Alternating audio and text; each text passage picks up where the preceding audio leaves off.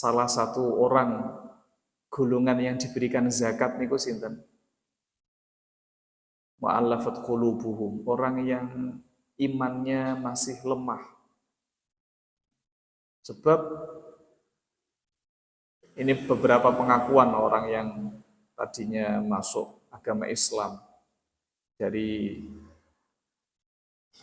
Nasrani atau mungkin apalah masuk ke dalam agama Islam, mendapatkan pertentangan dari keluarga, diancam tidak dikasih jatah warisan harta dan seterusnya. Ini kan perlu mendapatkan support dari kita sebagai orang Islam. Makanya sampai orang-orang seperti itu niku dipun paringi zakat untuk bagian zakat supaya apa? Supaya keteguhan imannya itu bertambah. Oh, aku dirumati. Oh, saya ternyata di dalam agama Islam diberikan perhatian oleh orang-orang Islam sehingga menambah kekuatan iman. Dan pelan-pelan butuh proses. Nah, misalnya apa jenenge niku wau durung saged kudungan.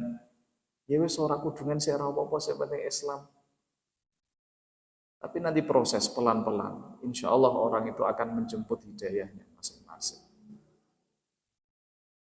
Sambun wayatba'u dzalika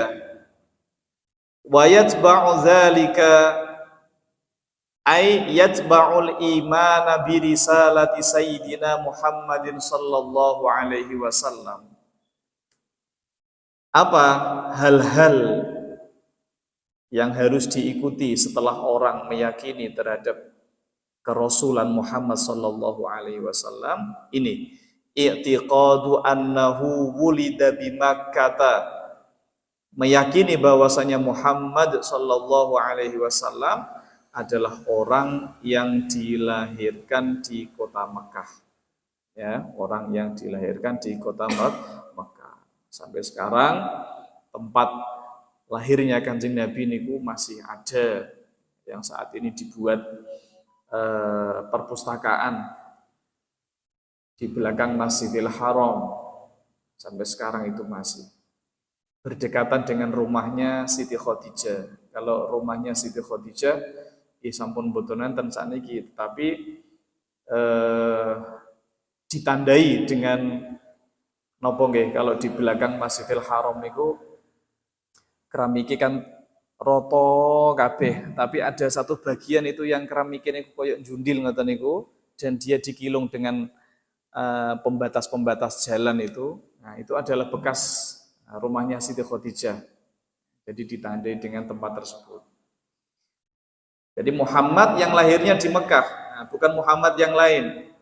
Wa ummuhu hiya Aminatu bintu Wahbin min Bani Zuhrata min Quraisy. Dan ibunya adalah Siti Aminah, putrinya Wahab, nah, dari anak turun Zuhrah dari suku Quraisy.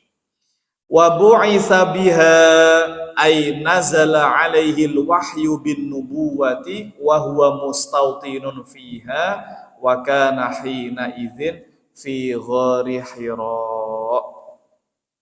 Dan diutus di Mekah. Artinya apa? Nazala alaihi al-wahyu bin nubuwah, wahyu kenabian turun kepada Nabi Muhammad sallallahu alaihi wasallam sementara beliau masih tinggal di Mekah, mustautinun fiha. Wa kana hina izin, dan saat itu beliau sedang ada di Gua Hira. Nah, kholwat di Kanjeng Nabi niku boten kados orang-orang jahiliyah saat itu sing do nyembah berhala lan sak piturute, boten. Tapi Kanjeng Nabi niku hubbiba ilaihil khalwah, jadi seneng kholwat, nyepi. Ngoten niku. Lah dereng wonten syariat salat. Ya, dereng wonten syariat poso lan seterusnya. Jadi belum ada aktivitas ibadah-ibadah seperti niku. Nggih kholwat nyepi. Meyakini bahwa Allah Subhanahu wa taala adalah Tuhan. Tapi belum melaksanakan apa-apa. Nah, keranten mboten nonton Nabi zaman niku, Nabi Isa pun mboten enten. Nah, pengen nglakoni syariat sapa? Itu kholwat ngoten niku. Sing akhirnya ngantos di napa niku wau turunlah wahyu pertama kali di Gua Hira ketika Nabi berusia 40 tahun. Wahajara ay faraqa Makkata ilal Madinati al-Munawwarati bi amrillahi tabaraka wa ta'ala. Kemudian hijrah ke kota Madinah dengan perintahnya Allah Subhanahu wa taala. Kenapa di sini ditekankan bi amrillahi tabaraka wa ta'ala? Karena orang-orang apa itu namanya Ustaz Mustafid, orang-orang Barat yang mempelajari Islam orientalis ya. Orang-orang orientalis Barat itu mereka menuduh Rasulullah Shallallahu Alaihi Wasallam dengan beberapa tuduhan yang keji.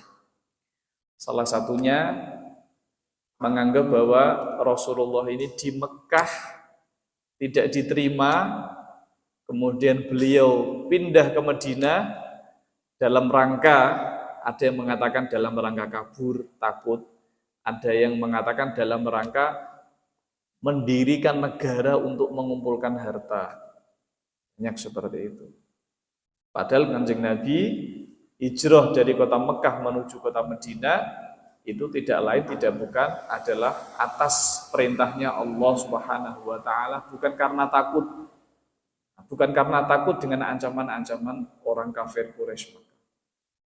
Itu. Tuduhan kedua ini, kalau kalian membaca naskah-naskah yang ditulis oleh orang-orang orientalis itu, Masya Allah, kita ini supaya tambah ilmunya. Tuduhan kedua adalah menganggap bahwasanya Rasulullah Shallallahu Alaihi Wasallam ini orang yang gila wanita. Nauzubillah, summa nauzubillah. Mengatakan kalau sendirinya boleh nikah lebih dari 4, tapi kalau umatnya hanya dibatasi 4, begitu bahasanya. Padahal Kanjeng Nabi nikah sebanyak itu, kalau kita di Aqidatul Awam, wafatu antis iniswatin itu ya, Kanjeng Nabi wafat meninggalkan 7 istri, itu bukan karena semata-mata hawa nafsu ataupun sekedar memenuhi keinginan Rasulullah sebagai laki-laki boten, tapi itu semua adalah wahyu dari Allah Subhanahu wa taala. Ada 2 suku yang bertengkar, sing suku kene dibak istri, suku sini dibak istri, akhirnya rukun. Dan kalau kita melihat sisi lain, kabeh garwane Kanjeng Nabi niku kan rondo semua janda. Hanya satu yang gadis, yaitu Siti Aisyah radhiyallahu anha. Bahkan ada salah satu di antara mereka kalau sopen itu Siti Saudah atau siapa itu. Jadi pun banget sepuwe sampai wedi di furqah kali Kanjeng Nabi niku beliau matur kepada Kanjeng Nabi jangan diceraikan meskipun tidak mendapatkan jatah giliran istilahnya. Saking pengennya mati hidup bersama Rasulullah.